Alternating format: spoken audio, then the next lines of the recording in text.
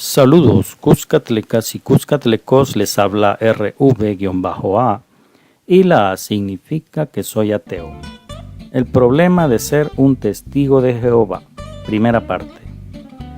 En el mundo existen una diversidad de religiones con diversidad de dogmas. Antes de entrar al tema, definamos qué es religión y qué es un dogma. Dogma, según diccionarios, se define así: punto esencial de una religión, una doctrina o un sistema de pensamiento que se tiene por cierto y que no puede ponerse en duda dentro de su sistema. Es decir, que dogma es una verdad absoluta que no puede cuestionarse. Desde esa definición podemos notar que un dogma ya tiene problemas, puesto que si a un dogma se le presentan pruebas irrefutables que dicha idea o pensamiento esté equivocada, simplemente la persona que pertenece a una religión con ese dogma no lo debería de cuestionar y simplemente debe creerlo. Esto perjudica a la persona, puesto que no se le está enseñando a ver temas con mente abierta, a valorar todas las posibilidades, ver la evidencia comprobable y en base a eso elegir su propio criterio. Más bien se le impone a creer ese dogma, y si una persona cuestiona dicho dogma, normalmente es expulsada de la religión a la que pertenece. Muchos dogmas en los que se basan muchas religiones ya han sido refutados por la ciencia de forma contundente y sin embargo, estas religiones persisten en sus ideas no considerando la evidencia. Simplemente prefieren ver a otro lado o tratan de evaluar la evidencia adaptándola a su creencia de forma conveniente, es decir, no objetiva. Ahora definamos entonces qué es una religión. Aunque no existe un consenso académico sobre qué precisamente constituye una religión, puede definirse como un sistema cultural de comportamientos y prácticas, ética u organización social que relaciona a la humanidad a una categoría existencial. Otro concepto que podríamos tomar es el siguiente. Religión se define como un conjunto de creencias religiosas, de normas de comportamiento y de ceremonias de oración o sacrificio que son propias de un determinado grupo humano y con las que el hombre o mujeres reconocen una relación con la divinidad, un dios o varios dioses. Algunos ejemplos de religiones pueden ser la religión budista, católica, religiones politeístas, en fin. En muchas ocasiones se tiende a pensar que la ciencia posee dogmas. Se califica así a las verdades demostrables. Un ejemplo de esto es cuando se habla de la temperatura necesaria para la ebullición del agua. Es decir, de forma estándar se expresa que la temperatura necesaria para que el agua hierva es de 100 grados centígrados. Y esto es cierto, pero está lejos de ser un dogma. Este dato es una aproximación a la realidad. En el caso de la temperatura necesaria para la ebullición del agua depende mucho de la presión atmosférica, puesto que la temperatura que tomamos de 100 grados es a nivel del mar. Se deben considerar otros aspectos para determinar de forma aproximada la temperatura necesaria para que el agua entre en el proceso de ebullición. La ciencia está apartada de dogmas, puesto que siempre a un fenómeno demostrable por la misma ciencia, ya sea de forma matemática o no, puede cambiar o agregarse más información de ese mismo fenómeno. No así con un dogma, puesto que simplemente es una verdad absoluta y no puede cambiarse. Y es aquí donde podemos apreciar de forma clara el problema de los dogmas como tal. Ahora, entrando en detalle, examinemos por qué es un problema ser testigo de Jehová. Una de las cosas por las que los testigos de Jehová son muy famosos es por el hecho de no aceptar transfusiones de sangre. Y este es el primer punto que analizaremos. Visitando su página oficial www.jw.org podremos encontrar todos los aspectos que engloba a esta religión, qué cosas aceptan y qué cosas no. Para muchos es una secta, pero no entraremos a definir si es una secta o no. Nos enfocaremos en ciertos aspectos específicos. Veamos el primero de ellos: la prohibición de las transfusiones de sangre. Este aspecto es explicado en su página oficial. Al visitarla nos dirán por qué no aceptan transfusiones de sangre. Veamos las razones. Lo primero es que se basan en versículos de la Biblia. Veamos lo que dicen. Génesis 9:4. Después del diluvio, Dios les permitió a Noé y a su familia consumir carne animal, pero con una salvedad. Solo carne con su alma, o sea, su sangre, no deben comer. Y como todos descendemos de Noé, nosotros también tenemos el deber de cumplir ese mandato. Y aquí entramos en un dogma que es totalmente falso. Imagínense la dificultad que representa, en primer lugar, establecer que el diluvio sucedió como lo describe la Biblia. Luego, comprobar que efectivamente existió Noé y que a partir de él descendió toda la humanidad. Ya está demostrado, más allá de toda duda razonable, que la humanidad no descendió de Noé. Y este es un problema, puesto que por más evidencia que se muestre, para los testigos de Jehová simplemente no es así.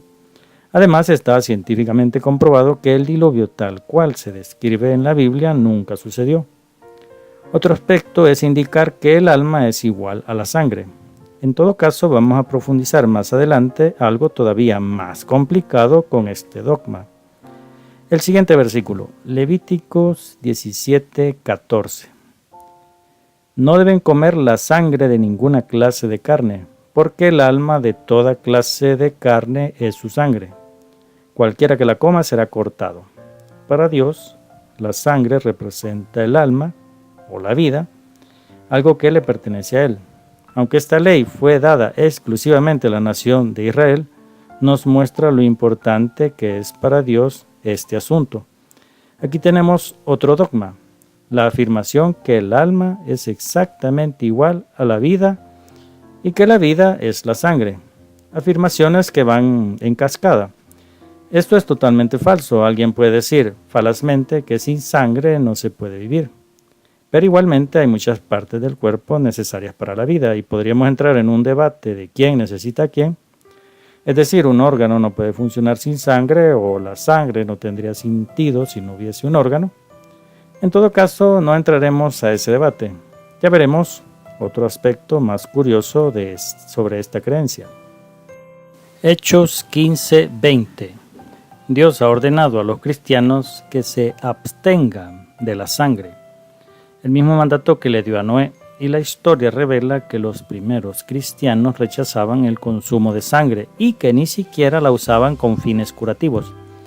El problema de este versículo es que se omiten convenientemente ciertos aspectos. Si leemos el capítulo completo de Hechos 15, que se titula El Concilio en Jerusalén, nos damos cuenta que es una discusión o debate entre personas que expresan un pensar. Hablan de la circuncisión y qué deben de hacer para agradar a Dios. Además, cuando se refiere a la sangre, está más orientado a los rituales que consideraban paganos. Pero igualmente no entraremos a interpretaciones bíblicas, pues sería la de nunca acabar. Otro aspecto a considerar es que si leen los versículos que exponen para no aceptar transfusiones, es que en ninguno de ellos se habla de la prohibición de transfusiones como tal. Es una interpretación extrapolada de una persona que ha convertido comer sangre en transfusión. Veamos este punto. El primer intento de transfusión sanguínea registrado ocurrió en el siglo XV, relatado por Stefano Infesura. En 1492, el Papa Inocencio VIII cayó en coma, por lo que se requirió de la sangre de 3 niños para administrársela a través de la boca. A sugerencia del médico, en ese entonces no se conocía la circulación sanguínea. A los niños de 10 años se les prometió pagarles con oro y sin embargo tanto el Papa como los jovencitos murieron. Algunos autores desacreditan el relato de Stefano Infesura acusándolo de antipapista. Este relato se describe como un primer intento que salió mal, pues no se conocía el asunto a profundidad. La primera transfusión de sangre humana documentada fue administrada por el doctor Jean-Baptiste Denis, quien el 15 de junio de 1667 describió el caso de un enfermo de sífilis que murió después de haber recibido 3 transfusiones de sangre de perro. Él describe lo siguiente: estaba en el proceso exitoso de recibir la transfusión, pero algunos minutos después su brazo se calentó, su pulso aceleró, el sudor brotó sobre su frente, se quejaba de fuertes dolores en los riñones y en el estómago. Su orina era oscura, negra de hecho, Luego murió. Es lo que comentó este doctor. Durante la primera década del siglo XX, se identificaron los diferentes tipos de sangre y se determinó que la incompatibilidad entre la sangre del donante y del receptor podía causar la muerte. Karl Landsteiner descubrió que las personas tenían diferente tipo de sangre y que las transfusiones no eran compatibles entre personas de diferente tipo. En 1901 describió el sistema AB negativo y en 1940 el sistema RH. No cabe duda que no se puede interpretar que la Biblia habló de transfusiones de sangre en su momento, puesto que no se sabía nada al respecto, aunque aún así muchos dirán que la Biblia está escrita o inspirada por Dios y se adelantó a su tiempo, lo que no explicaría por qué no se usó la palabra transfusión, pero dejaremos este hecho de lado porque igual sería una discusión de interpretación interminable. Luego que los testigos de Jehová establecen este dogma sobre las transfusiones de sangre, lo complementan aludiendo a razones médicas para justificar su creencia. Veamos algunas de ellas en su página oficial. ¿Por qué dice Dios que debemos abstenernos de la sangre? Hay razones médicas contundentes para rechazar las transfusiones de sangre. No obstante, la razón principal por la que Dios nos dice que debemos abstenernos de ella es porque esta representa algo sagrado para Él. Y pues ahí hay una cita bíblica de Levítico 17:11 y Colosenses 1:20. Pongamos atención a eso de sagrado para Él, hablando de Dios, que para Dios es sagrada la sangre. Al explorar muchos aspectos de este tema en su página oficial, mencionan a médicos que dicen que los testigos de Jehová se recuperan más rápido que otros pacientes, luego hablan sobre la sangre sintética o artificial que se está desarrollando. En fin, si gustan pueden visitar la página donde hay artículos de revista y médicos que explican los supuestos beneficios de no recibir transfusiones de sangre, ignorando de manera conveniente la cantidad de vidas que las transfusiones han salvado. Ahora vamos a refutar este dogma de las transfusiones de sangre. Los testigos de Jehová, en un intento por justificar este dogma de no aceptar transfusiones de sangre, ellos alegan que una transfusión hará daño a quien la reciba por error humano, es decir, la sangre puede ir contaminada y afectará a una persona en vez de ayudarla. Esto es cierto si la sangre está contaminada. Lo podríamos comparar con la acción de comer. Es lo mismo, si comes algo tóxico te hará daño, no es algo exclusivo de la sangre. Si ingerimos alimentos sin la debida higiene nos vamos a enfermar. Es más, ha habido gente que ha fallecido porque adquirió una enfermedad por haber ingerido comida contaminada. Un ejemplo es adquirir una enfermedad llamada el cólera, de no tratarse de mortal. Aunque podríamos mencionar muchas otras, hay una enorme cantidad de enfermedades que se pueden adquirir por simplemente comer. Lo mismo con la sangre. Si la sangre es de calidad y no posee ningún tipo de contaminación, ayudará a la persona que lo necesita. Los testigos de Jehová convenientemente ignoran la cantidad de personas que se salvan con este método y solamente muestran a las personas perjudicadas por una transfusión. No presentan todo el panorama, lo cual hace que haya una especie de engaño en sus aseveraciones, puesto que muestran información parcializada y no objetiva. Pero esto apenas es un punto. Veamos otros aspectos con este tema.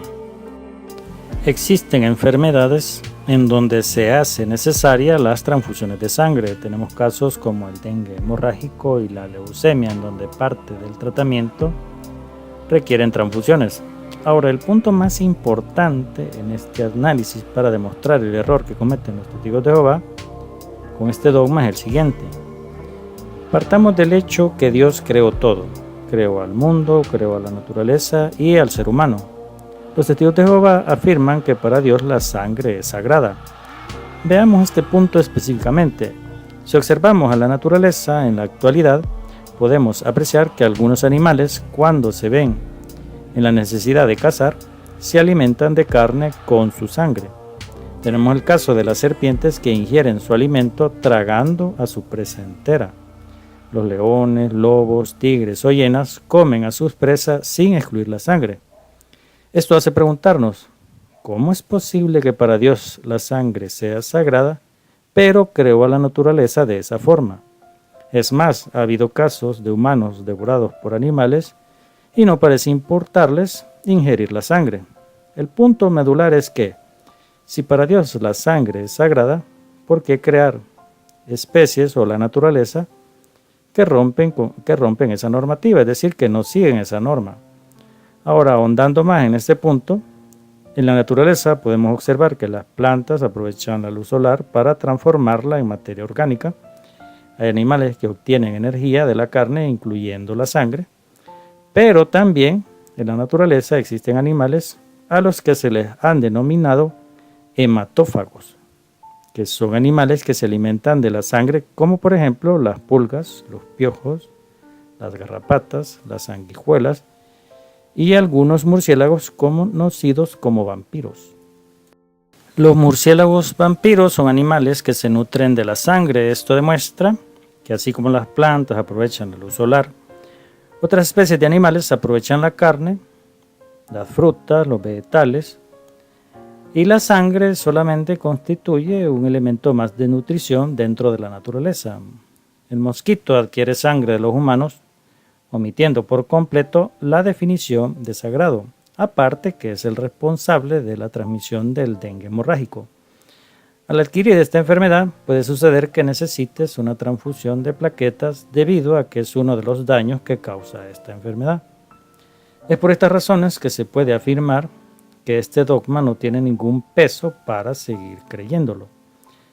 Queda demostrado, más allá de todo lo razonable, que los testigos de Jehová deberían plantearse redefinir este dogma, puesto que con las pruebas presentadas está muy claro que han hecho una muy mala interpretación de la Biblia debido a que no han considerado todos los aspectos en la definición de esta normativa.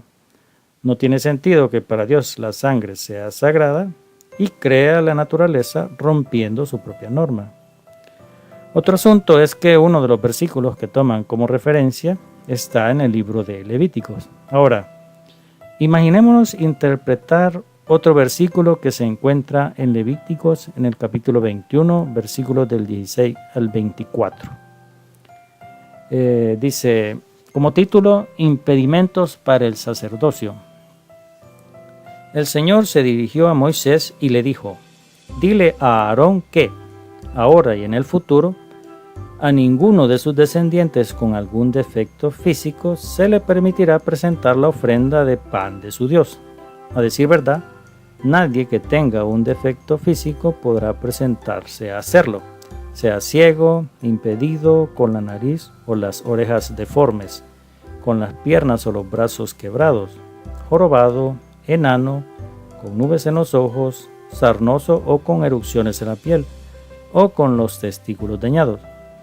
Ningún descendiente del sacerdote Aarón que tenga algún defecto físico presentará al Señor las ofrendas que se quemen. Tiene un defecto y por lo tanto no podrá presentar la ofrenda de pan de su Dios. Podrá comer de ese pan y de las cosas santas y santísimas, pero no podrá entrar tras el velo ni acercarse al altar, para no rebajar con su defecto el carácter sagrado de mi santuario.